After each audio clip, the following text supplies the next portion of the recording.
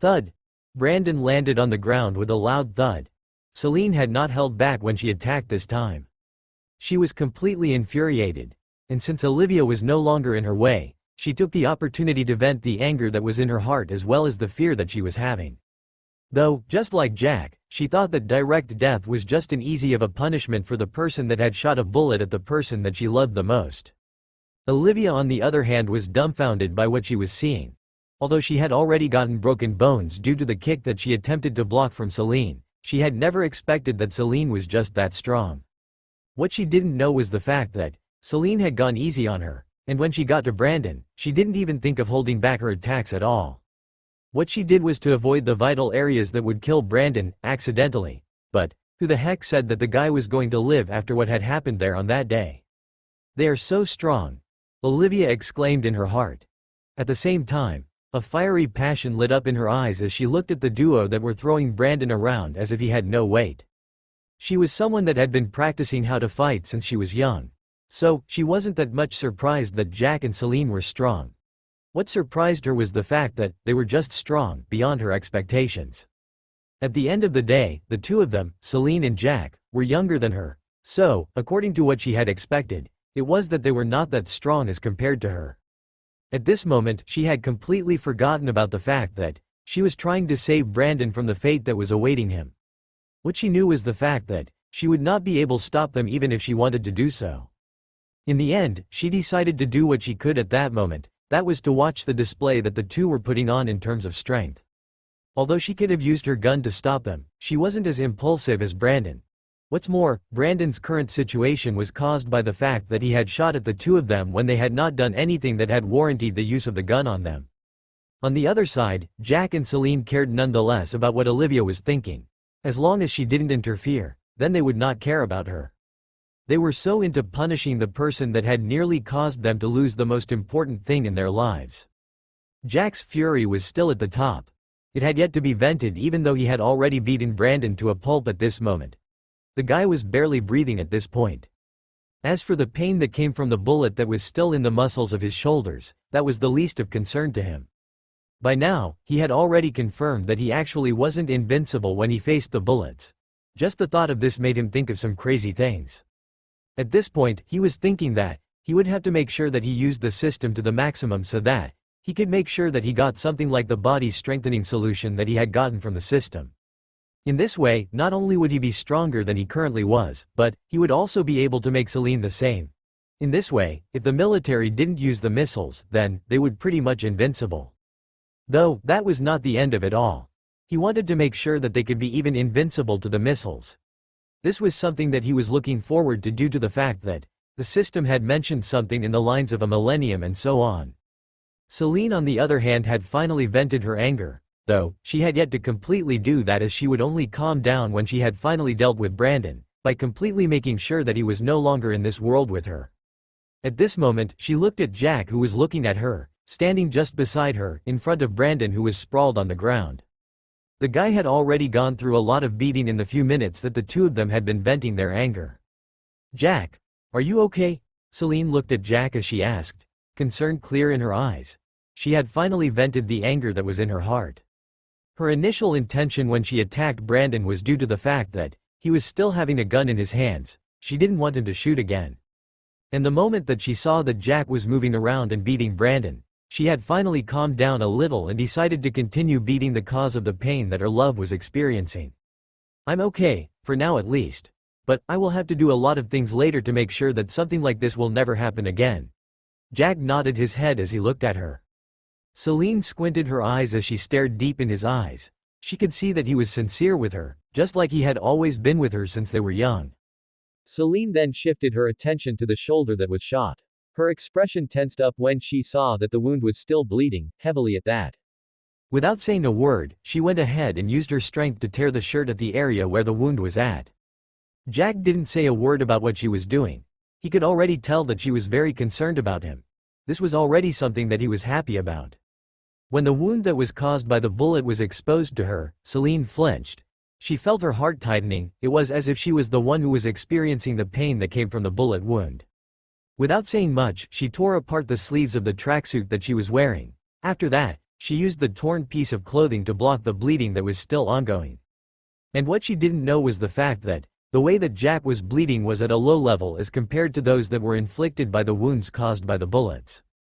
Due to the professional combat ability that he had received from the system, his regeneration rate was higher as compared to that of normal humans. And as such, the speed at which his wounds would heal was far higher. This was something that even Olivia had noticed. This was an abnormality that she had never experienced or heard of before. All the same, she herself had a lot of things to do, concerning the pain that she was going through due to the fracturing of the bones of her hands. After she was done with making sure that the bleeding rate was reduced, Celine glanced at Brandon, who was lying on the ground. She gritted her teeth and took a few steps towards him. Then, without a hint of hesitation, she kicked at Brandon's head. Brandon, who was already unconscious at that moment, was thrown into the air. What followed next was that his head hit the wall of a building.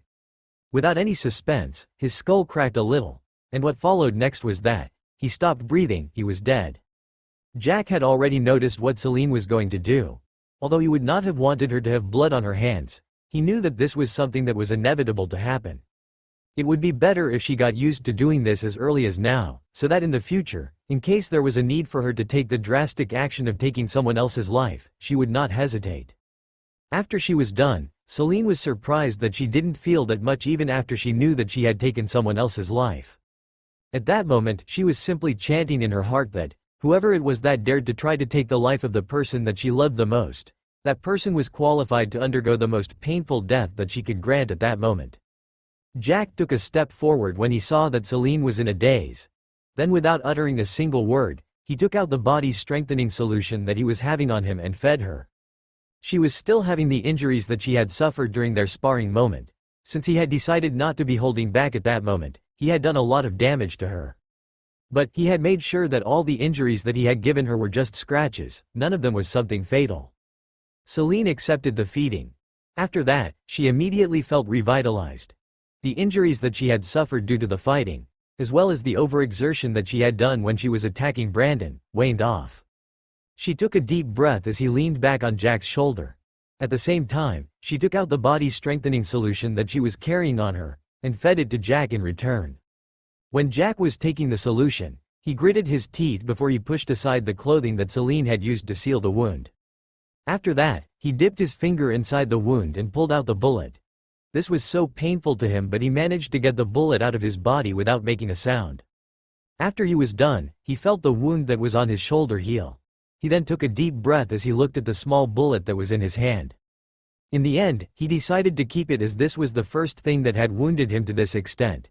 After that, he carried Celine princess style, ready to depart. "Hold on a moment." Just then, Olivia shouted from behind them. "Hold on a moment." Just then, Olivia shouted from behind them. Jack halted for a moment. Though he did that, he didn't even bother to look behind him. Without saying a word, he waited for Olivia to say whatever she had in mind. "Who are you really?" Olivia struggled from the ground as she looked at the two of them who were already preparing to leave. She was feeling complicated at this moment. According to her role as a police officer, since Jack had committed murder, she was supposed to arrest him so that he could face the law. But then again, there was a fact that Jack was just retaliating from the attack that he had received from Brandon. It was also true that Brandon was the one who had attacked him, although he had not committed any crime. Just from the relationship between the two of them, Olivia could tell that Jack and Celine were not in a conflict whatsoever. They really loved each other, in that no matter who it was that dared to mess with the life of the one that they loved, they would take the most drastic action that they could. But, although she was someone who always followed the rules that were there to the latter, today it was going to be different. Not to mention the fact that she admired Jack and Celine for the strength that they possessed. They were also the ones who were offended by them. As for the pain that she was feeling at the moment, that was something that she could ignore. She had already noticed that Celine had gone easy on her. From the way that she was handling Brandon, it was clear that, as long as he utilized the same strength as the one that she had used when she was kicking Brandon, then, she would not have been able to get on her feet. With her arms crippled, there was no way that she was going to hold a gun so that she could point it at them. But even so, she had absolutely no intention of doing that. "I don't think that we are that close for me to let you know about my identity. But still, if we ever meet again in the future, perhaps I might tell you about me," Jack stated nonchalantly. After that, he took out the body-strengthening solution that he was carrying around. Without looking back, he threw it at her. And as he left, he spoke. If you want your injuries to be healed, you can use that solution that is present in that bottle. But beware, don't reveal any information about it. Otherwise, you will be in great trouble. After uttering those words, Jack, who was already carrying Celine, left the alleyway. Olivia, on the other hand, had by next to struggle to grab the bottle that was thrown at her. Although it was painful for her to stretch her hands, she had no choice as she felt that whatever it was that was being given to her, it had to have some meaning. And the moment that Jack finished his words, she immediately understood what was contained inside that small bottle. To say the least, she was absolutely shocked about what the small liquid inside the bottle could do. She had managed to see that Jack and Celine had taken the solution.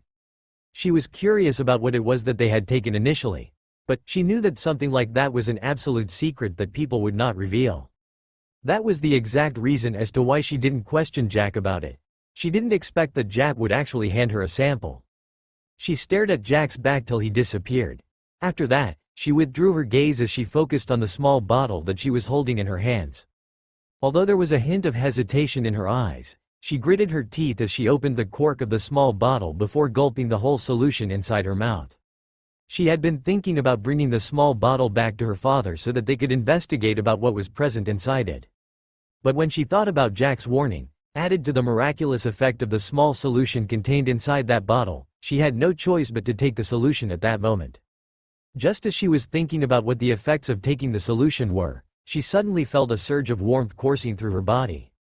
The next moment, the same thing that she had seen when Celine had consumed the solution happened. She felt that the wounds that she had suffered on her arms heal a rapid pace. And that was not the end of it all. She felt that her body was gradually strengthening. This was exactly something that she had not expected.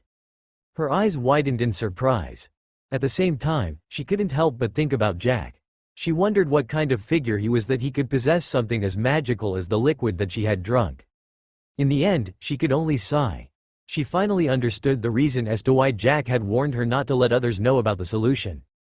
The strength that was coursing through her body was enough to tell her that this was something that would cause a great war between nations if it was revealed to the public. She tightened the fists at the side. With determination in her eyes, she muttered in a low voice, "I will make sure that I find you. You have a lot to tell me. Even if you will not talk about the source of the solution that you have given me, I hope that you will be able to teach me about fighting." Immediately after that, Olivia glanced at the corpse of Brandon that was currently headless. She could only shake her head at the fact that Brandon had provoked the wrong person. Till this moment, she really couldn't understand the reason as to why Brandon had decided to use his gun, even though they were not in any kind of danger or situation that required a gun to be used. From the way that she knew him, he was a person who was always cool-headed. He was good at making decisions concerning the work that they were engaged in. This was the exact reason that why her father had decided to partner her up with him. Even though she knew that Brandon had a crush on her, she had never cared much about it and focused on whatever had brought her out. She took out her phone and called her father. She knew that the current situation was something that was quite difficult to handle. A police officer had just been killed, and that was her partner. In other words, this is something that was going to involve her. Since she wasn't going to reveal anything about Jack, who was mysterious to her, then she had to look for a way that she was going to handle the situation. "Hello, Dad," Olivia spoke. Her expression was quite gentle, as compared to the cold one that she always showed in front of Brandon. "Hello, my dear. How is the patrol going? Have you encountered any kind of problem?" a thick male voice replied from the other end of the phone. Olivia took a deep breath as she replied, "Yes, there's a problem here. Brandon is dead." She tried to make sure that her voice was calm. But all the same, any person who was experienced could easily pick out the strangeness in her voice. As a person who was in power for a good period of time, the man on the other end could already detect that there was something wrong. Added to the fact that he was informed that Olivia's partner, Brandon, was dead, there was no way that he would not feel that there was something wrong. "Are you okay? Tell me at this moment. Where exactly are you right now?" "I'm coming there immediately," the man on the other end of the phone panicked as he questioned. "I am okay, Dad.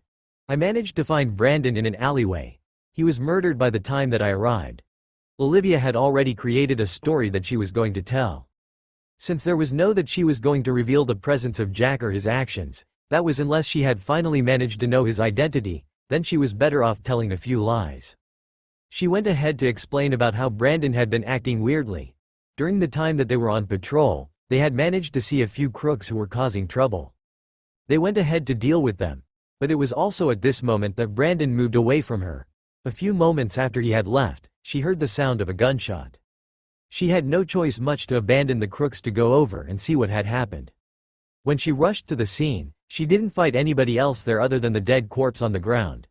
And that was the exact reason as to why she had called him. Olivia didn't think that whatever she was saying was going to cause any trouble. After all, the alleyway that they had been in didn't have any cameras around. On the other end of the phone, the man was heard letting out a sigh of relief. But Olivia could still detect that there was a sense of sadness within it. "Alright then, I would like you to get back at home. Let the other handle the patrol for the night. I'll be making an arrangement as soon as possible," the man stated before he hung up. Olivia could already feel her lips twitching. This was just how her father was behaving. He would sometimes make decisions without even consulting her. But this time, although he was the one who had made the decision, this was just what Olivia wanted at this moment. She was so eager to get back at home so that she could not only test the strength that she had received, but so that she could investigate anything about Jack. Before leaving, she had to wait for the police officers who were going to be sent to her location, that she had already transferred to the control center. They were going to handle the investigation as well as the corpse that was present at the alleyway. "Jack, when the hell are you going to come and see my mother?" Jonathan asked through the phone. "No need for you to yell. I'll be coming there tomorrow," Jack replied in an irritated tone. After leaving the alleyway, Jack and Celine went back to the villa in the Serenity residential area. Since the two of them had engaged in a fight for a good period of time, they were exhausted. Even though the body strengthening solution could help them recover their physical energy, the same could not be said about the mental energy. Their mental energy was depleted and needed some time of rest so that it could be recovered. But of course, the one that needed the most time to rest was Celine. As compared to Jack, her mental capacity was far lower as compared to his. With the help of the system, Jack had managed to have a higher mental capacity due to the ability of the system to fuse several skills and abilities into his mind. With each skill or ability that he gained from the system enabled him to be able to have a higher mental capacity, so that he could accommodate the new skills that he had received. After taking a shower, Jack was resting in his room, focusing on his next task. The next task that he was going to take care of was that concerning the lackeys that were involved with Collins. The 1-month timeline had already ended, but they had not yet fulfilled the part that they were supposed to. This was something that Jack considered unacceptable because, since they dared to make a move on his loved one, then they had to pay a considerable price. Although he had given them an ultimatum, he had never expected that they were going to fulfill it. And as such, taking over all of their property was still less than enough to compensate the trauma that Celine had gone through on that night. But since that was all that they had, then Jack had no choice but to take it away. That was the only form of compensation that he could get from them. As for their broken limbs, that was just a piece of punishment that they had received for holding Celine on the ground. But, as this moved on, Jack had come to think that whatever punishment he was giving them was not enough. And as a result, he had decided that they were going to face the same punishment as Collins did. He was going to make sure that all of them went to prison. Since they had the heart to help Collins in whatever he was doing, then, who could say that they were not going to do that to another person? He had already been doing his research since over a week ago, and now that the month was already in progress, it was finally time for him to unleash the punishment that he had in store for them. Just as Jack was continuing with whatever he was doing, his phone rang. Jack took a look at it and found that it was Jonathan was calling him. Although he wasn't sure why Jonathan was calling him at this time, he received the call nonetheless. "What is it? You should know that it is already night time. At such a period of time, people are supposed to be sleeping. So why are you disturbing my night with a call?" Jack asked the moment that he received the call. "Jack, when the hell are you going to come and see my mother?" Jonathan asked through the phone. "No need for you to yell. I'll be coming there tomorrow," Jack replied in an irritated tone. He remembered that he had talked to Anita at one period of time when Jonathan had been cornered by his mother to inform her about his whereabouts for the period of 1 year that he had disappeared from home. At that time, he had promised Anita that he would pay her a visit in person, rather than speaking to her on the phone. Although his initial plan was that, as long as he was strong enough so that he could take care of the whole Jezda family, he would pay them a visit so that he could make those who were involved in anything that concerned his mother's death paid. But since Jonathan had disrupted his plans, Jack thought that it wasn't bad he called make a visit at this moment. Even though it was true that his current assets could not compare with those that were owned by the Jezda family, the same could not be said about his abilities. At this moment, as long as he wanted the Jezda family to be bankrupt, there was nothing that could stop him. Additionally, he currently possessed 3 skills slots that he could utilize, so that he could gain skills that he wanted or needed. Just his computer master was enough to make the whole Jezda family take a lot of damage. That's good to hear. At what time will you be arriving? No, in fact, I'll be coming to pick you up the first thing tomorrow morning. In this way, there's no way that you're going to forget about coming here even if you want to, Jonathan replied enthusiastically. Jack on the other hand will stand by Jonathan's words. He was wondering what the reason behind Jonathan's agitation was. Could it be that there's something that has happened to his mother? Jack questioned himself. There was nothing else that he could think of other than that. It was not easy for Jonathan to be this easily agitated, especially for something as simple as him paying his mother a visit. After exchanging a few words, Jack finally ended the call between the two of them. With that, he proceeded with organizing what he was going to do in the following days. As for the matters concerning Olivia or the death of Brandon, who was a police officer, that was something that he didn't care about. Not to mention the fact that Brandon was the one who was at fault. He himself was currently a major. He had a badge that proved that he was part of the military. And as such, for a police officer to suddenly shoot him, this was nothing less than treason. At the end of the day, Jack was not committing a crime. And as a pillar of the country's security, him being killed by a bullet was a loss to the country. On the following morning, the moment that Jack opened his eyes, he was stunned when he heard the sound that was coming out from the living room that was downstairs. Of course, this was the sound of Jonathan, who was chattering around like a sewing machine. Jack could absolutely not believe that Jonathan was here as early as 6 o'clock in the morning. Shaking his head, he proceeded to refresh himself before he headed downstairs. He found that the guy was busy taking breakfast. He was eating happily as if he was in his own house. "What the heck do you think you're doing here this early in the morning?" Jack questioned the moment that he arrived in front of Jonathan. Celine was seated on one of the chairs in the dining room as she waited for him to come downstairs so that they could have breakfast together. It seemed that it was Jonathan who was impatient, and had decided to start eating before even the owners of the house began. "Why are you asking some useless questions when you already know the answer? You should know by now that I'm here to pick you up," Jonathan responded before he continued eating. "It is not like I don't know where the Jezda family manor is located. What's more, why are you eating like a person who has been starving for several days?" Jack retorted as he took a seat next to Celine. "My mother denied me food yesterday night," Jonathan grumbled. With raised brows, Jack asked curiously, "What could it be that you have done so that she decided to deny you food?"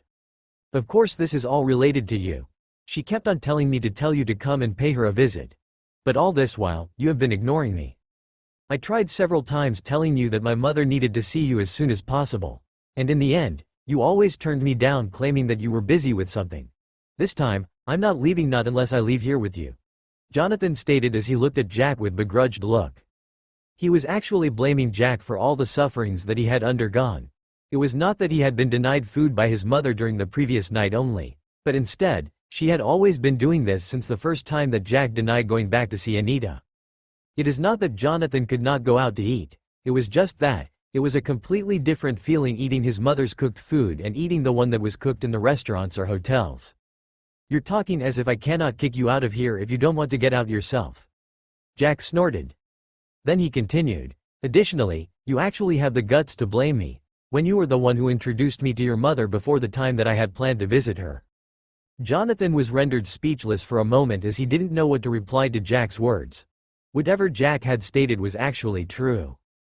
Jack had the ability to kick him out of the house just by depending on his current strength. Additionally, he was the one who let Anita know about Jack's existence even though Jack had not had planned to reveal himself to her just yet. Humph. In the end, Jonathan could only snort as he looked at the side. Celine, who had been watching the two squabble from the sides, could not help but chuckle at Jonathan's reaction. "My Jack is good at almost everything. Even when it comes to the word of mouth, it seems," she stated as she looked at Jonathan amusedly. Jonathan's expression darkened and he looked at Celine. He then went ahead and complained, "How can you claim that your brother-in-law is inferior? Do you expect her to claim that her husband is inferior when the brother-in-law just lost?" Jack retorted on the side as he began eating his breakfast. After having their breakfast, Jack didn't say much and accompanied Jonathan back to the Jesda family manor. He had no problems with visiting Anita. From the way that Jonathan was behaving, it was clear that Anita wanted to see him. Jack could partly relate it to missing Anne. Anne was Anita's sister and they had parted ways for more than 20 years now. It was obvious that she was missing her sister and that was the reason as to why he wanted to see Jack. Although he was heading there at this moment, he was sure that his appearance would usually make a commotion rise in the Jesda family. As for whether they liked or hated his mother, that was not something that concerned him as long as they didn't participate in the murder of Anne. Jack didn't drive. Instead, since it was Jonathan who had come to pick him up, Jack thought that it was only appropriate for Jonathan to take him home. At that moment, he was considered a visitor. After about 3 hours of driving, they had already gotten away from the capital city. The Jesda family manor was located outside of Kartu city. Although it was outside of the city, it wasn't that far that they couldn't reach it. Just a few hours of driving was nothing to the people who would definitely enjoy the journey. Jack had already seen the information about the Jesda family manor. This was not something that was kept as a secret to the public, it was just that they didn't reveal it to the public as well. Though, if there was a person who was serious about finding information about them, they could easily find them as well as their location. It was just that their operations were always low-key. This was the exact reason as to why the Jesda family was considered as a family that was hidden. The Jesda family manor was located in a certain forest that was just outside of Kartu city.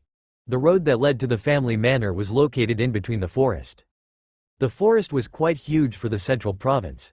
As for the reason as to why this forest wasn't cut down so that it could give space for more city development, Jack could only assume that this was due to the influence of the Jesda family. As Jonathan drove on the road that was between the trees on each side, Jack was quite amazed about the environment. Unlike the buzzing city, this area was quite serene. The lack of too much noise made the area a good place where a person could relax. Jack didn't say a word until they arrived in front of a big gate. During his investigation of Nathan, he had already known of any information concerning the Jesda family as well as the location and how the area looked like. In front of the gate, there was a small building where the security guards were. Jack could already see that the defenses of this place was top-notch. Not to mention their perimeter wall that was surrounding the whole Jesda residence, there were several CCTV cameras that could be used for security purposes as well. The moment that the car stopped in front of the gate, one of the security guards looked into the car. The moment that he saw that Jonathan was the one who was driving, he nodded for him to continue forward. Although he knew that this car belonged to Jonathan, there was a family rule that stated that no matter who it was, that person had to undergo security check before they entered the residence. Although the guard wasn't going to do anything, there were several security measures that could be used to make sure that there's no danger that was entering the family residence. All of this was possible due to the current technological level. The car could be scanned the moment that it went through the barricade that was between the outer gate and another gate that was present inside. Just after he had confirmed that it was Jonathan who was driving the car and was ready to let them in, the guard's movement suddenly froze. That was simply because he had seen something that he wasn't expecting to see. Inside the car, there were two people who looked alike. He could confirm that the one who was driving was Jonathan simply because he had been there when Jonathan left the manor in the morning. And as such, he had seen the types of clothes that Jonathan was wearing before he left. Otherwise, in the situation where he was seeing two people who looked alike, there was no way that he was going to identify who was Jonathan and who the other person was. All the same, there was nothing that he could do about the situation. Although he was the security guard there, and he was given authority to make sure that those who entered the family manor didn't bring any type of danger into the family residence, that didn't mean that he was going to be involved in those who were going to be brought in by those members of the family. That could be considered as him going above the boundaries of his authority. As he watched as Jonathan drove into the compound through the first outer gate, he couldn't help but ask himself, am I just seeing things or is it that there are actually two people who look alike inside that car? Anyway, it doesn't matter to me. At the end of the day, I have already completed the task that I was given. The only thing that is remaining is for the security check that is coming next. As long as theirs is no danger such as a bomb or something, everything else doesn't concern me. The security guard thought to himself as he walked back into the room where his colleagues were present. Jack, who was seated inside Jonathan's car, looked around curiously. Although he had already known about the security check that was present inside, he was also curious about how it was going to scan the car. The moment that they passed by a small password is present immediately after they entered the outer gate, Jack saw that there were several rays that fell on the car. Jonathan didn't stop driving and just continued driving. As for the erase that were falling on the car, they were completely harmless, but they were the ones that were used to scan the car for anything that was considered dangerous. After they got past the security check, the inner gate was opened without any questions, and as they drove into the compound, Jack couldn't help but say, "The security here is very tight. I just wonder how many enemies the Jezda family has for them to be this cautious." Jonathan, who was driving, looked at Jack strangely. Then he spoke, "Why are you speaking as if you're not a part of the Jezda family? And I'm pretty sure that you have many enemies that you have created by the time that you have reached here now." "I don't think I have any names at this moment." Jack simply took his head. He didn't think that he had any enemy. As for the lackeys that were with Collins or the one who had colluded with those who had taken hostages in his hotel, those are people that he didn't consider enemies at all. As long as he wanted or he got any information about them, with his current abilities, he could definitely deal with them easily. Jack remained silent. He wasn't ready to enter into a squabble with Jonathan. Upon seeing that Jack was silent, Jonathan smiled triumphantly as he continued driving. In front of them, there was a big manor. This manor consisted of a single big building with several other villas or mansions that were around it. But all the same, none of the extra buildings were in front of it. Jack could see those that were at the sides but could not see those that were behind. It was just that he had already investigated this, and that was the reason as to why he knew that there were several other buildings behind their main building. Instead of heading for the main building, Jonathan drove towards the western side of the main building. That was an area where there were several mansions. "That's the same way my family is. To be precise, only my mother, father and one of my uncles are the ones that I consider as family. As for the rest, I don't really care about them. Although we are related by blood, there are no ties whatsoever between us," Jonathan stated as he continued driving. Jack had already done his investigation and already knew about this. The way that the manor was divided was simple.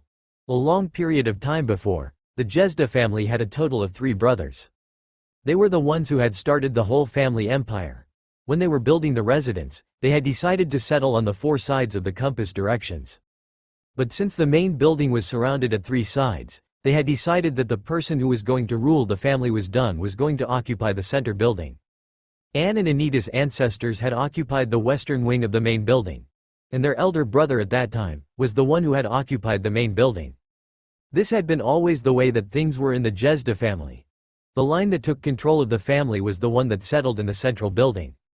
But of course, since it wasn't good for the whole family line to move to the central building in every generation, then it was decided that only the family that was going to be the leader of the whole Jezda family was the one that was going to take the central building. And as such, Anita's uncle was the one who was currently occupying the main building of the Jezda residence. After Jonathan parked the car at the parking lot of a mansion, the duo walked towards the house. Jack didn't feel strange at all, even though this was his first time here. This was supposedly his home. Had his mother not run away from here, and had actually made Dalton to move over here, then perhaps he could have been very familiar with this place. But all the same, Jack didn't feel any shred of pity that he had missed being able to live here. "What do you think? I already said that I'm the one who is going to occupy the position in the company. Do you think that you have the authority to take that position? You really don't deserve it, not to mention that you are a mere woman." Just as they reached in front of the door, they heard an arrogant voice coming from the mansion. "What do you think? I already said that I'm the one who is going to occupy the position in the company. Do you think that you have the authority to take that position? You really don't deserve it, not to mention that you are a mere woman." Just as they reached in front of the door, they heard an arrogant voice coming from the mansion. The moment that Jonathan had that voice, his expression shifted drastically. The initial relieved expression that was on his face at that moment vanished. What appeared next was a ferocious expression that was filled with rage. Without saying a word, Jonathan went ahead and opened the door. He didn't even bother to knock or to try informing those who were inside that he had arrived. Jack didn't say a word and followed Jonathan inside the house. If there was anyone that perhaps he could have some kind of relationship with in the whole Jezda family, that could only be Anita. And of course, this was only due to the fact that she was related to his mother as she was her twin sister. Additionally, she had a good relationship with his mother before she passed away. Another reason as to why he could be concerned about her was, of course, due to Jonathan. Although the two of them will always argue from time to time, that didn't mean that they didn't have a good relationship between the two of them. Furthermore, Jonathan had done a lot of things for Jack, and that was the reason as to why he had money to do a lot of things easily. Although even without Jonathan's help he could have managed to do that something, it would have consumed a certain period of time that was considered a waste to Jack. And that was the reason as to why Jack was going to be involved in case Jonathan needed his help. The moment that he stepped inside the house, Jack would see that in the living room of the mansion, there were 3 people inside. The lavish living room was finished with several high-quality furniture. Currently, 2 people were sitting facing one person who had an arrogant expression on his face. Amongst the 2 that were facing the other person, Jack could easily point out to Anita as she was the only female in the house. Additionally, the striking similarity in appearance to that of his mother was enough to inform him of her identity. When the 2 of them entered the room, Jack didn't say a word and decided to stay at the sideline so that he could see what was going on. He already knew the person that was facing Jonathan's parents at the moment. This person was Jonathan's uncle from another line. He was from the eastern part of the mansion. He was of the same generation as Anita and Jack's mother. Upon noticing the entrance of the 2, the 3 people inside the living room looked at them. The next moment, their expressions shifted drastically. Both shock and confusion appeared on the faces of the 2 male counterparts in the living room. As for Anita, she was just surprised that Jack had actually arrived. Although she had always been putting a lot of pressure on Jonathan so that he could bring Jack along with him, that didn't mean that she was expecting that he would be here this soon. Jonathan's father was a man who had a medium body stature. He had a well-trimmed mustache. His black hair was cut short and it looked neat as it had been combed backwards. He was currently wearing an official business suit with a white shirt inside. From the way that he was dressing, it was obvious that he had been getting ready to get to the office. Jack could already tell the reason as to why he was still sitting there. It was definitely due to the person who wasn't a member of this house. "Who are you? And why the hell are there 2 of you?" The person who had an arrogant face and a long nose questioned as he looked at Jonathan. He had never expected that Jonathan was going to be back at this moment. From the way that he had always known, as long as Jonathan left the family residence, he would always come back in the evening or the following day. All of this was due to his always busy schedule. As for what he was actually doing, that was something that he didn't care about. Since the family was currently in a state of chaos due to the issues concerning Nathan, he had also decided to take this chance so that he could acquire something from Anita. Jonathan's father, Gregory Terry, had married Anita. Since his family background was at an acceptable level to the standards that were set to the daughters that were born in the Jezda family, he was allowed to marry Anita.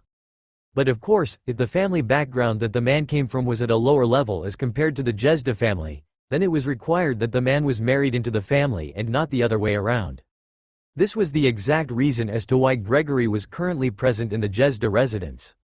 To say the truth, if he could, Gregory would have opted to have Anita in his family rather than him being married into the Jezda family. Had it not been for the fact that he actually had love for Anita, even if this was a marriage that was organized by his parents, Gregory would have surely not agreed to this. He was a man who had his own pride.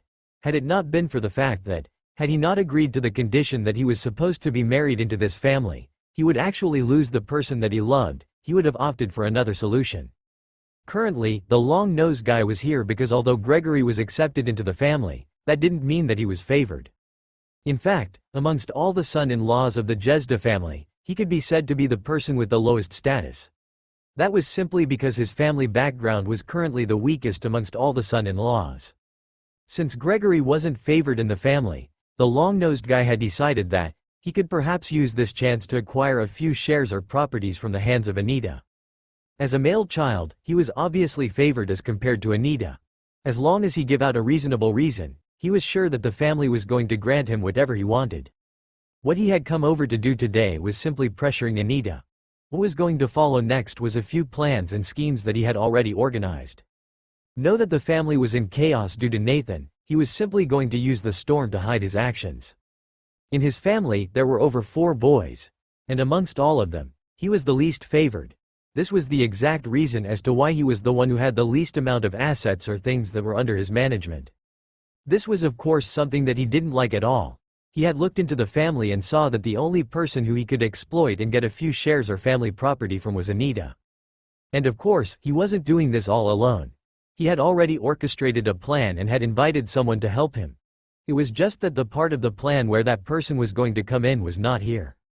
Just like the person with the long nose who was looking at Jonathan and Jack in shock, Gregory too was shocked about the appearance of Jack in the mansion.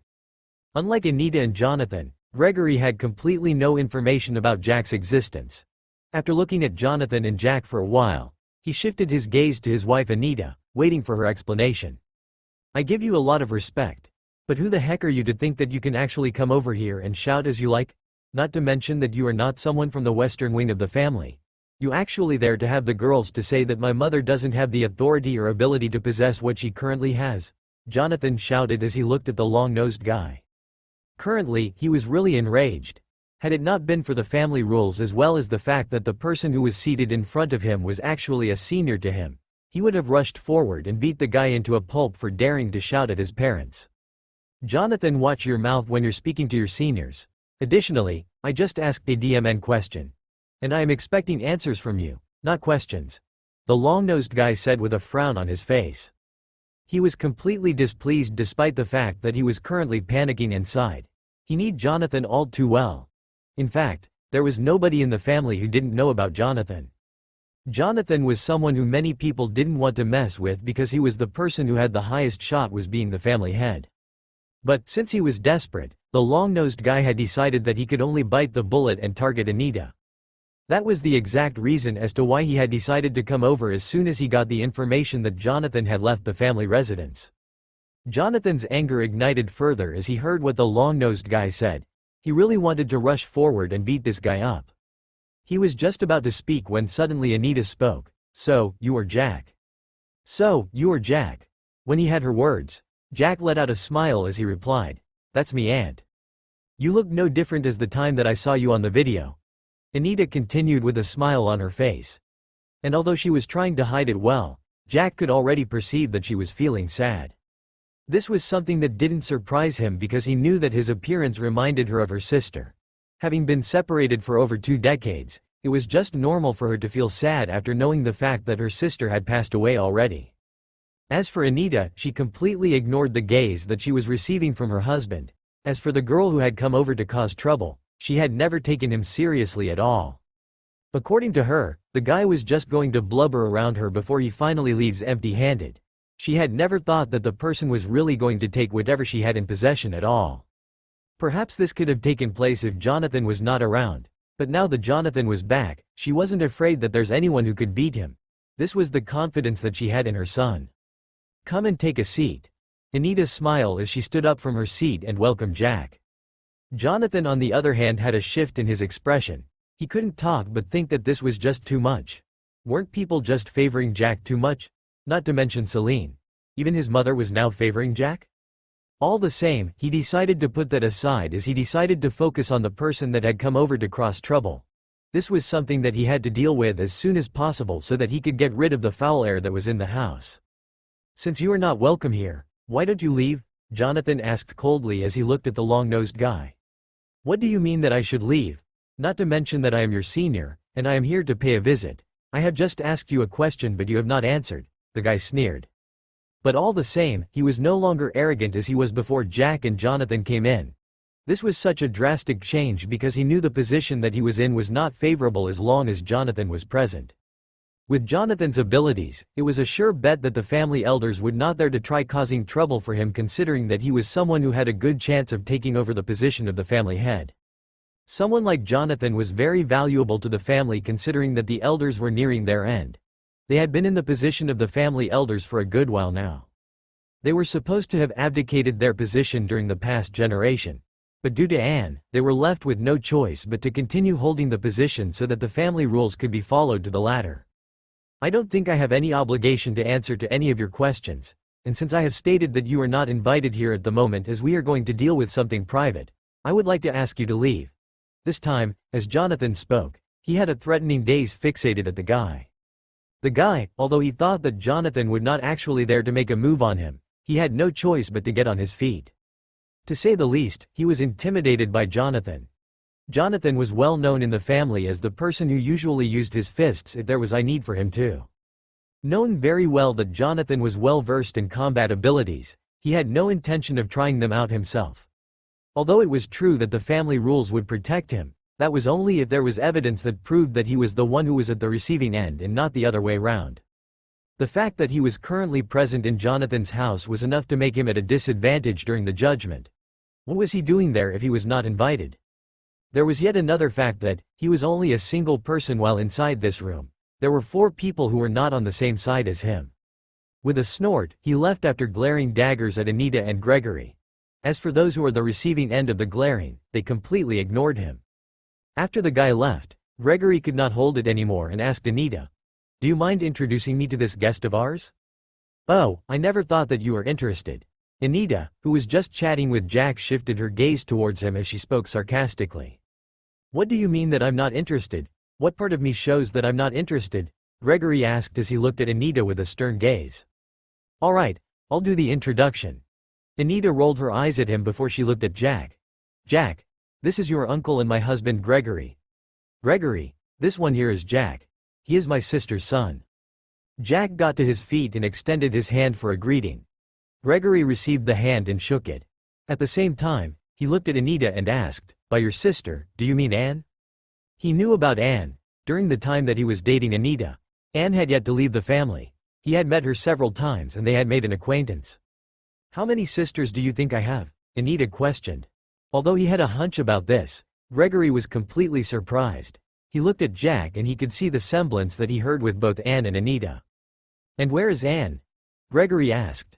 "Well, she passed away about 4 years ago," Jack replied. He said all of these plainly without showing much of emotion. "Oh, I'm sorry to hear that," Gregory stated after noticing that he had touched on something that wasn't supposed to be talked about. "No problem at all. It has been a while and I've already gotten used to it," Jack replied. After that, Jack engaged himself into a long talk with Anita and Gregory. They talked about a lot of things as they tried knowing each other. Jack came to know more about them just as they came to know about him through the questions that he gave answers to. But of course, there were several things that he didn't reveal to them.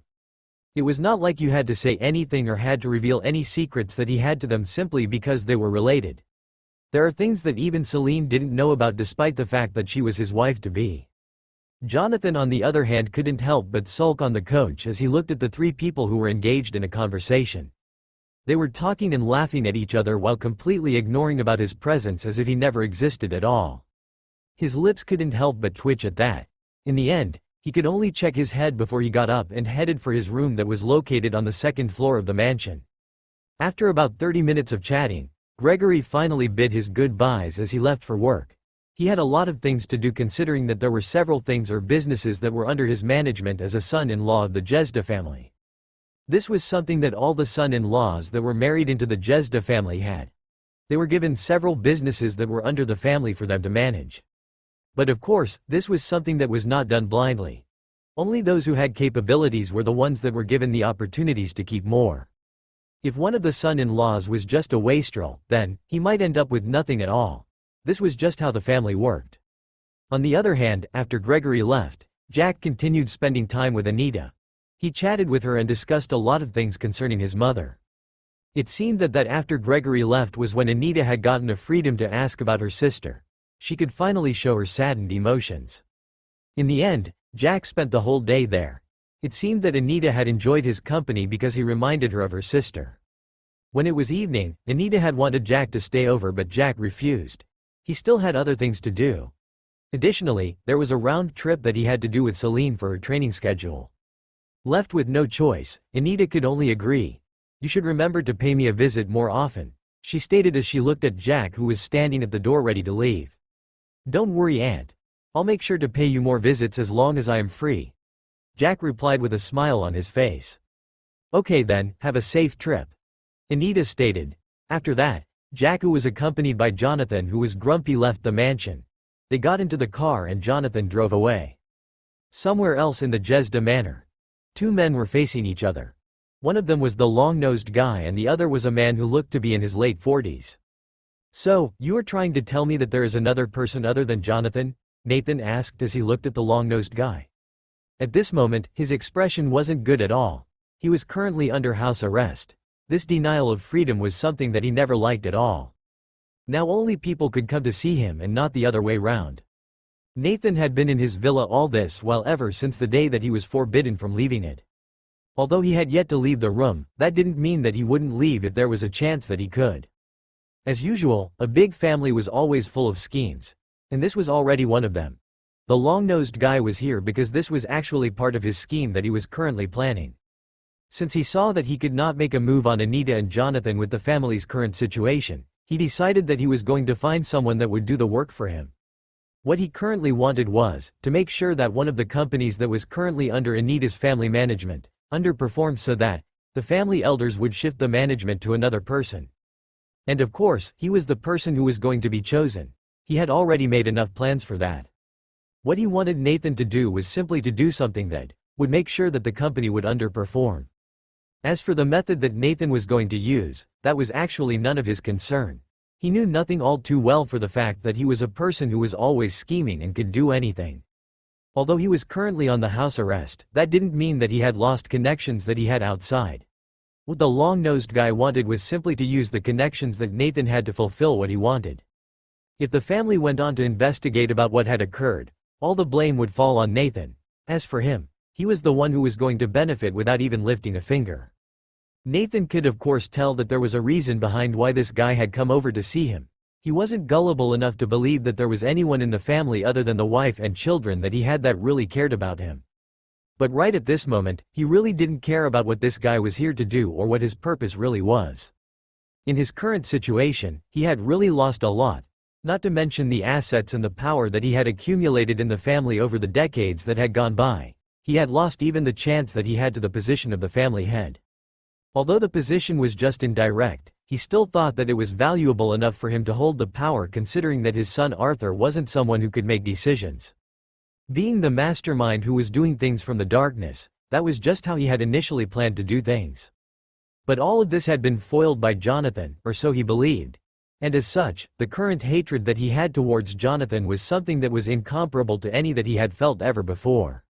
Although he also hated his father and his uncle who were part of the current leadership of the family, as well as the rules that had completely prevented his rise to power, they were completely incomparable to the person who had used the family rules to make sure that he completely lost what he wanted. Yes, there's this another guy who looks exactly like Jonathan, but he is called Jack. And currently I am assuming that he is a twin to Jonathan. Perhaps I need to hurt he didn't all of these from the public eye that she had twins. The long-nosed guy said. Nathan's expression darkened further. He now remembered what his son had told him back then. Arthur had told him back then that they were actually two people who were Jonathan. With his eyes completely turning cold, the anger that was in his heart ignited further. His eyes turned blood red as he thought of something. It seems that I was wrong. It was not Jonathan who made a move on me. It seems that it is this Jack who was hidden in the dark that was making moves. Nathan muttered to himself. He could already imagine that this was all part of a scheme that was planned by Jonathan and his family. They had planned to keep Jonathan in the dark so that in the future, they would utilize him to render his only competition out of the equation. Just the thought of this made his anger seethe. Even the long-nosed guy who was seated in front of him couldn't help but shiver a little when he saw the ferocious expression that was on Nathan's face. He gulped loudly as he looked at him. Although he was currently acting nonchalantly about the way things were, he had no choice but to be scared. But knowing that what was at stake was extremely valuable to him, he had no choice but to hide the expression that was threatening to appear on his face. Good, good, just good, Nathan said good 3 times as he nodded his head repeatedly. Since you are trying to play a game with me, then I have got no choice but to play it with you further. Then, we are going to see who is going to emerge victorious at the end of the day, Nathan stated loudly. He then shifted his gaze towards the guy who was planning schemes on him. He knew that whatever he was going to do next, as long as the family elders got a hint of it, there was no doubt that his punishment was going to be increased drastically. But none of that mattered to him at this moment considering that he was already down. It was going to be something akin to a miracle for him to go back to the position that he was previously in. And, since he was already down, then there was no harm if he was going to pull someone else to accompany him down there. Give me your phone, Nathan stated as he stretched his hand out. He didn't even try to show the etiquette when he was trying to borrow something from the guy. He knew that this game was going to benefit from something and he had to do whatever it was that Nathan demanded. Otherwise, all the plans that he had planned all these times would surely be for nothing. With twitching lips, the guy took out his phone that he had already prepared in advance and gave it to Nathan. Nathan had already been denied all means of communication, and all those that came into his room to visit him were inspected to make sure that they didn't have any tool for communication. But he on the other hand had already disassembled a small phone that was recently made. Although it looked like a phone, the only function that it heard was to make calls and send text messages. It was something that had been created upon his request, and as such, it was not in the data system and that the security checkup could not notice it.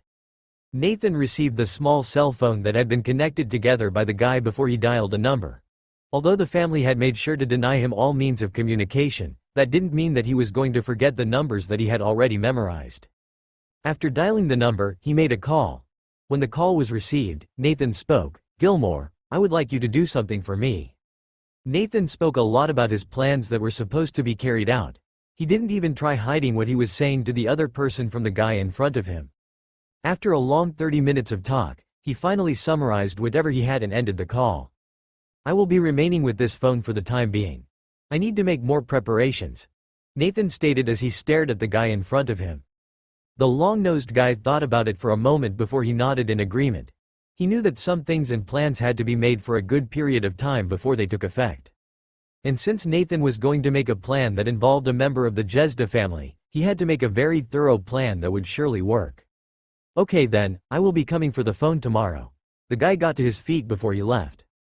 Nathan, who was remaining seated on his chair, looked at the door with a cold gaze. In the end, he sneered. "You think that you can actually use me as a tool?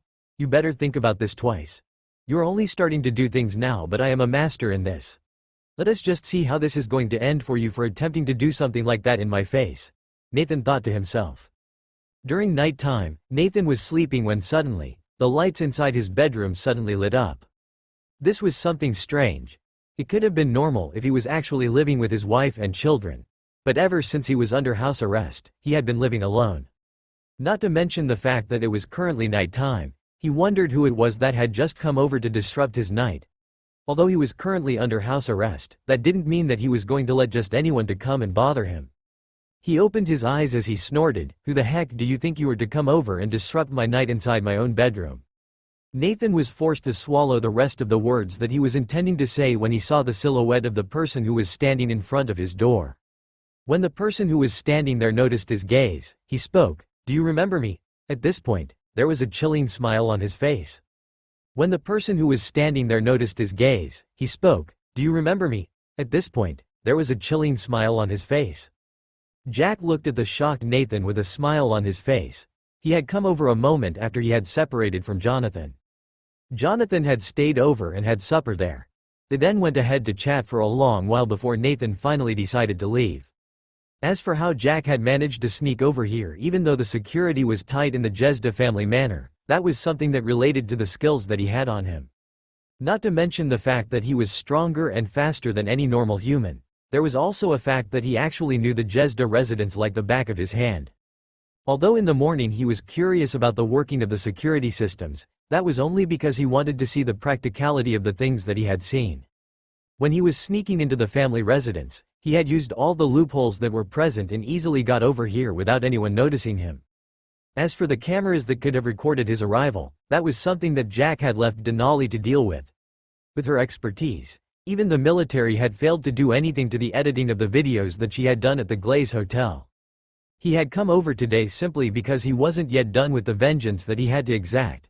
The revenge that he had decided that he was going to deal to Nathan was not any less than the one that Brenda and her mother Marion had faced back in Crystal City. Yes, he was the mastermind behind the death of his mother. Although he was not the one that had actually done the deed, that didn't make him any good because both Marion had decided to kill his mother only after she hadn't gotten pressure from Nathan. Just the intention of killing her was enough for Jack to make sure that Nathan paid with his life. But the extent to which Nathan went and made sure that his mother died was enough to make sure that Nathan underwent a cruel death. "Who are you?" Nathan rose to his feet from the bed as he questioned. Although he had a clue about who Jack was, he just had to make sure that it was the person that he actually thought he was. As for the fear about just including into his house, that was something that he didn't care about at the moment. There was only one thing that he had to deal with at the moment, and that was to simply know the reason that's why he was here and not how. Now, are we pretending that we don't know each other again? Jack questioned as he looked at Nathan. The coldness in his eyes had never receded ever since he entered this room. The way that she was looking at Nathan was in such a way that sent chills down the spine of Nathan. Having been involved in several schemes in his life, Nathan had obviously encountered several people who had stared at him with ferocious expressions. But the one that was on Jack's face at the moment was one that he had never encountered before. "You are Jack, Anne's son," Nathan stated. Although it was like a question, there was a hint of self-confidence in his voice. "You should not dare to mention her name. The next moment that you dare to mention that name, I'll make sure to tear off that mouth of yours from that skull of yours," Jack stated coldly. For a moment, Nathan was intimidated as he took a step behind only to manage to stay his ground after remembering that he was actually the senior here. He had to make sure that he wasn't going to show any type of weakness so that he could gain the advantage that there could be. "Humph, so what's so special about her name? How I hate her. She's the main reason as to why I have never succeeded in my quest for power all along," Nathan retorted. There was clear anger in his eyes at the memories of what had happened over the past 2 decades. Due to the family rules, the moment that Anne left the family, that was the time that the family rules dictated that the people in the same generation as Anne could no longer take position of the family head. He had already begun making preparations earlier, even before Anne decided to leave. Even the situation where Anne was going to be forced to marry another person was part of his schemes to gain more power. At that time, his influence wasn't as high as it was currently. Back then, he had to depend on several people from outside so that he could gain a standing in the family. That was the way he was, using others as tools so that he could gain whatever he wanted. Not to mention Anne. Even those that were going to be engaged or marry Anne were going to be a part of his tools that were going to boost his rise to power. But all of this came crashing down the moment that Anne left. The people that were supposed to have his back at that moment disappeared the moment that they realized that Anne was no longer there. Why the heck would they help Nathan when whatever they wanted was no longer there? With that, they had decided to cut all the ties that they had with Nathan. When he got the news that they had decided to cut off the relationship that they were already forging, Nathan was obviously infuriated. But of course, most of the hatred was directed towards Anne. Although she was his younger sister, that was something that he thought that she could do as a younger sister, to enable him to gain power. But what had completely infuriated him the most was the fact that the family rule had completely denied his generation of the chance of getting the seat of the family head. And of course, that was a rule that was always kept as a secret from them. And as such, even he only knew about it the moment that the family elders mentioned it. Had he known about this earlier, he would have made sure that Anne would not have escaped. Even if he had to change the target, it would have been better than losing the chance of being the family held completely. "It seems that you're not even willing to let my mother go even after you had been the cause of her death," Jack stated as he said at Nathan. Nathan was slightly surprised at the fact that Jack actually knew that he was the reason behind Anne's death. But thinking about the fact that he thought that Jack was the one who had been leaking the information about the secrets that he had been keeping all along, he thought that it wasn't impossible for Jack to know about it.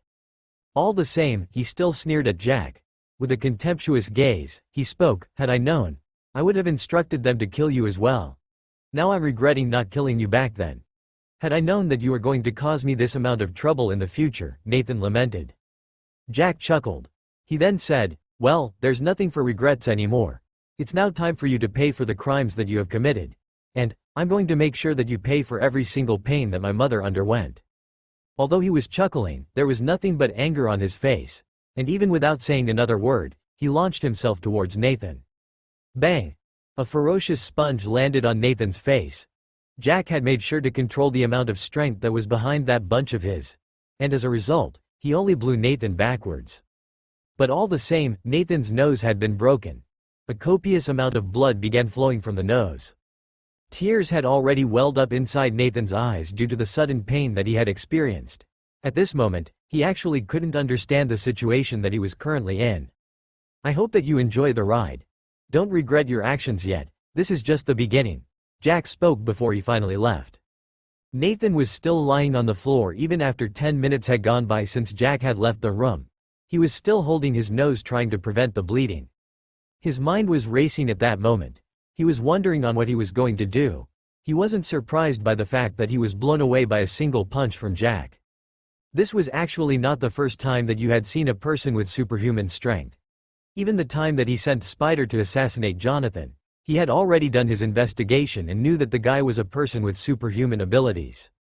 The only surprise that he heard was the fact that even Jack had such amount of strength. Although he had not been keeping an eye on Jack for a long time, he had actually noticed that Jack was suppressed in the family that Anne was married into. This was actually the reason as to why he had decided to leave Jack alive.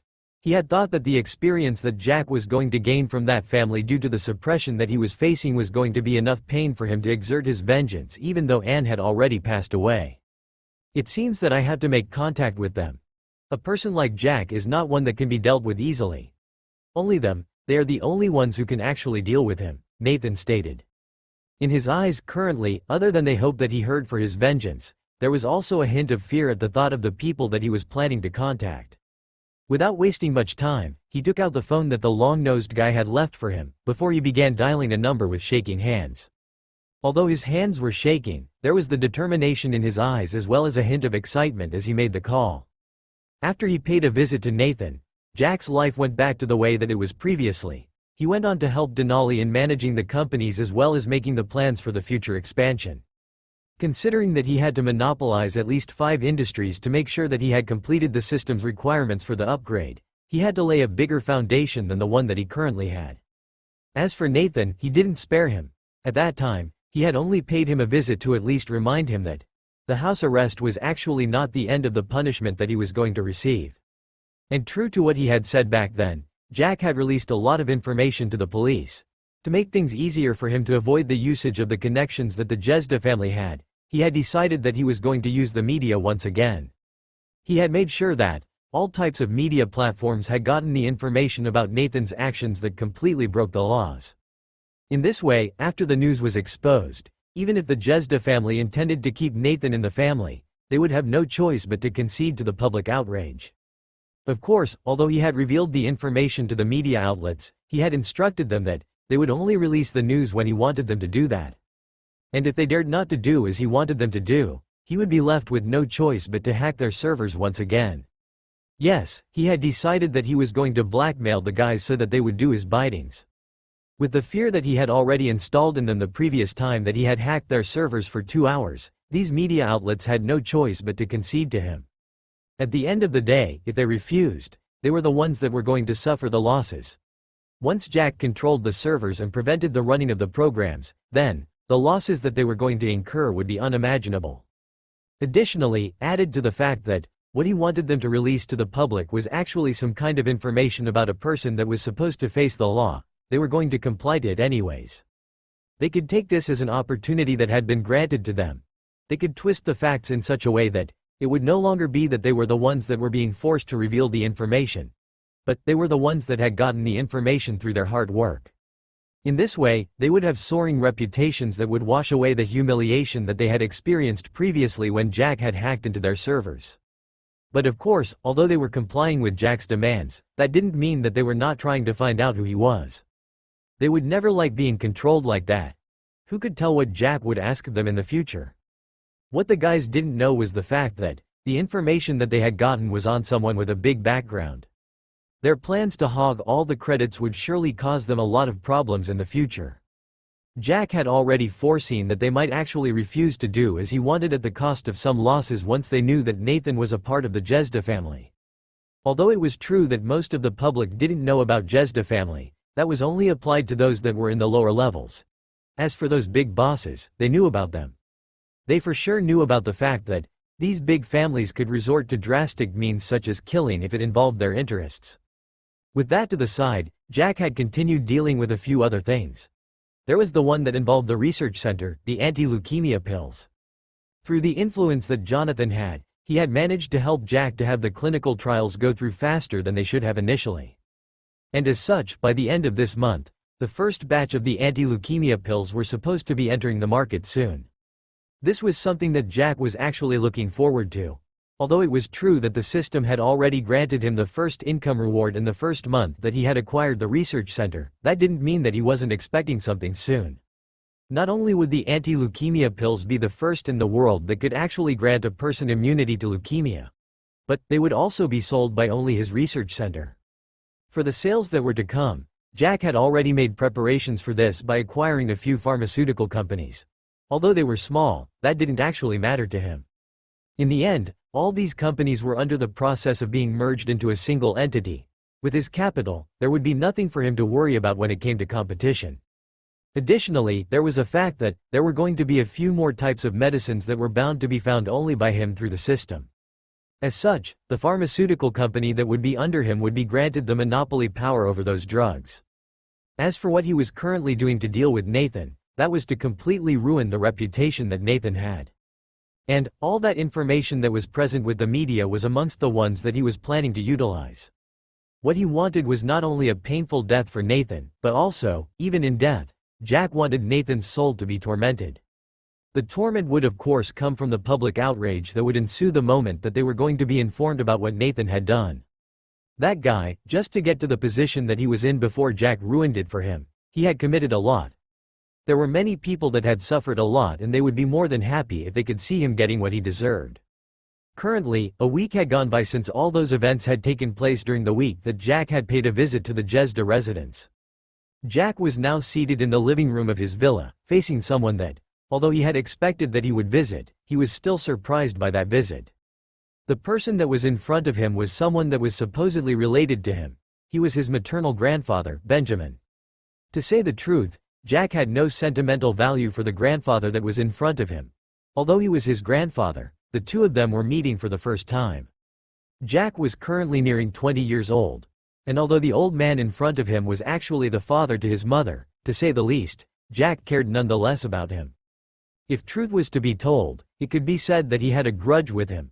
Although he was actually his mother's father, he had not done anything when his uncle Nathan was planning some sinister schemes that would have landed his mother into trouble. Although the marriages that were involved were mainly political, there was completely no love in the marriage. And according to the information that Jack had collected, the person that was supposed to marry his mother at that time was actually a SC*MBAG. "It is nice to see you, Jack," Benjamin stated with an amiable smile on his face as he looked at Jack. He had a hint of pride on his face as he looked at him. "Well, I can't say the same." Jack was blunt with his words, not trying to sugarcoat them at all. Benjamin knew that this was going to happen when he came over to meet Jack. The two of them had never met before and this was something that was bound to happen.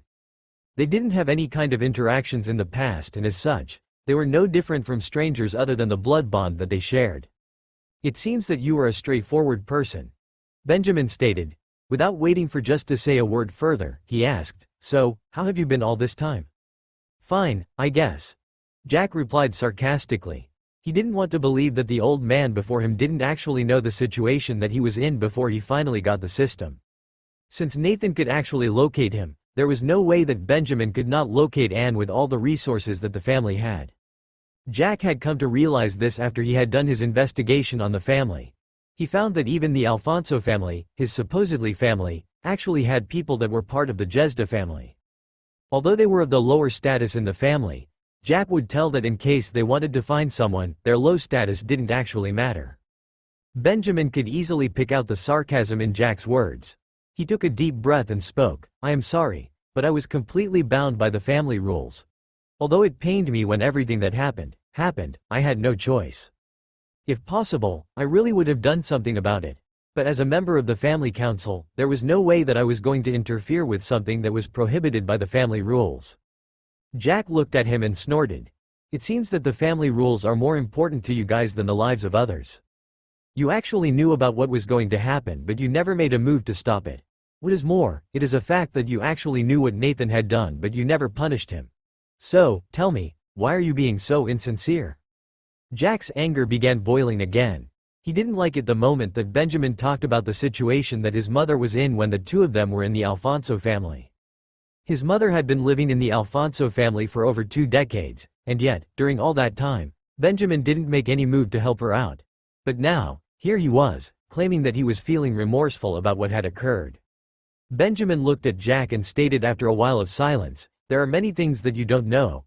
If she wanted to leave, there would have been nobody who would have been capable of stopping her from doing that. There are many things that you don't know. If she wanted to leave, there would have been nobody who would have been capable of stopping her from doing that." Jack frowned. He looked at Benjamin, not completely understanding what it was that he was trying to imply. Although he knew the fact that, Anne could have left the Alfonso family as long as she wanted back then. Things were different when they involved Nathan. From the moment that Nathan had decided to make a move on her, it was obvious that it didn't matter whether she really left the Alfonso family or not. What are you trying to imply? Are you trying to say that Nathan would have decided not continue with his plans only because my mother left the Alfonso family? Jack questioned with a frown on his face. You really don't understand, and just like before, I'm tied in that I cannot tell you about that. Benjamin sighed as he replied. A flicker of anger appeared in Jack's eyes, but he managed to hide it in that even Benjamin could not see it. So, why are you telling me things that you won't be explaining to me anyway? Are you trying to make me curious about things that you won't even bother to inform me about? Jack asked. Benjamin could sense the dissatisfaction in Jack's voice. He felt helpless at that moment. He really had come over so that he could form some bonds with this grandson of his. But at the end, things that he had always been regretting about were the same that were trying to create a gap between the two of them. Just from this, he couldn't help but curse at the fact that he was actually an elder in the family. To others who had yet to be in that position, they would think that the position was so prestigious in that they wouldn't mind doing things that would create enemies for them just to acquire. But, having been in that position for over 3 decades, he knew all too well that the position of the family elder was nothing that a person could be so proud about. Although he was proud that he was actually doing something for the whole Jezda family, he was regretting the fact that he was so busy that he had to ignore his own family. Additionally, as an elder, there were several rules that he had to follow. In other words, as long as one became an elder in the family, then their freedom would be taken away. All their actions would have to consider the family rules first, and as such, this was no different from being denied the freedom of doing what they wanted. They were required to set an example for those that were below them. Jack, there are things that I cannot tell you even if I'm forced to. It's not that I don't want to, it's just that, being a family elder, there are several things that I have to do and there are others that I'm not allowed to do. Benjamin spoke in a low voice. Jack's eyes narrowed. So, to you guys, the family rules are everything. You can even sacrifice others simply because the family rules state so. Those were the rules that were created by men and they can be changed. Jack stated. Benjamin looked at Jack helplessly. In the end, he said, I've got no comment on that. But, I would like to let you know that, I myself am regretting the fact that I couldn't do anything for you when you were at the Alfonso family. But, as long as you give me a chance, I will make that up to you. I will try to do what I can so that I can cover the gap that had been hollow for years in your heart. Jack snorted when he heard that. He chuckled in the end and said, so, you are still an elder at this moment, and you can pay me a visit and you can do a lot of things for me. But back then, you were still an elder but you could do absolutely nothing even when my mother was facing her demise. And, she was actually killed by her own brother, your son. And, that guy that was responsible, although you all knew about what he had done, you have never taken any action against him. He has been living happily when my mother is currently in her grave. Jack's voice got colder as he spoke of his mother's death. That was something that he would never come into agreement with. Had her death been a natural one, then, he actually wouldn't have been the way that he was currently, full of resentment towards the ones that were involved. But, she had died an unjust death. She was still young to say the least, perhaps she would have been there to take care of some things like his marriage and so on. But now, the only other person that he was close to that represented his mother's figure, that would be Caitlin. At least, he had spent a lot of time with her during his childhood. Although Anita was his mother's twin sister and the relationship between the two of them was good, he and she were no different from strangers. Just like Benjamin who was in front of him, the two of them had never interacted before to the extent that they would get to know each other well enough. Although he had chatted with her during the previous week, that was not enough for him to actually know her character that well. The reason as to why I have decided to come over and ask you to give me a chance is simply because I'm about to abdicate my position as a family elder. With the new generation being almost ready to take over the position of the family head, I can with no doubt finally retire from the position. Benjamin stated as he looked at Jack. Jack frowned. Although this grandfather of his was actually an elder, from what he had learned about the family, only those that were related to the current family head were the ones who were supposed to take the positions of the elders. But with the past generation being banned from taking the position of leadership in the family, he was wondering who was going to take over the position of the family elders. I know what you're trying to think, but I can inform you that, although the family rules state that the generation can no longer be the ones who are going to inherit the position of the family head, that doesn't apply on the position of the elders, Benjamin said. Jack finally got an understanding of what is going on. But all the same, he didn't care whether Benjamin really cared about him or not. At the end of the day, he had been living all this while alone with those that he considered close to him. Even without Benjamin, his life was not going to change. With the abilities that the system was granting to him, there was no way that he was going to fall behind, he believed. Upon seeing the uninterested expression on Jack's face, Benjamin could only shake his head as he sighed again. "Can you be straightforward enough and tell me the reason as to why you really came over to see me?" Jack questioned. "Okay then, I'll be straightforward with you. What I came over for was to ask you to come back to the family. Although your mother left the family back then, you still have the blood of the Jezdas running through your veins. And as such, you are qualified to be back into the family, and you can even participate in the competition for the position of the family head if you like to." After a moment of silence, Benjamin replied. Jack looked at him. He then stated without a hint of hesitation on his face, "I appreciate it, but you should know that I'm no longer part of the Jezda family. Even the Alfonso family where my so-called father is, I cannot consider it a family of mine. With the fact that my mother had left the family, as well as the sinister schemes that are always undergoing in that family, I don't want to be a part of it." Benjamin seemed to have expected something like that. He shook his head before he spoke again. "Can you take your time to reconsider the offer? Even if you don't want to come back to the family now, you can still come back when you feel like it. I know that you have already investigated about my current situation, and I know all too well that you know the way that I am right now. I do believe that you know that with my current situation, I can really support myself. As for the family, I don't think I can consider it my family after all. It was the one who was involved with the death of my mother, as well as the fact that we have never interacted before." Jack wasn't going to code his words. He was someone who was going to be straightforward with whatever he had in mind. Since he didn't want to be a part of the Jezda family, then he might as well tell the family elder in front of him up front. Benjamin rose to his feet before he looked at Jack. "The offer still stands. Whatever day you feel like you want to come back to the family, you are always welcome." After saying that, he turned around to leave the villa. "I don't think I will ever consider that offer. And I'm sorry that I cannot send you out," Jack stated.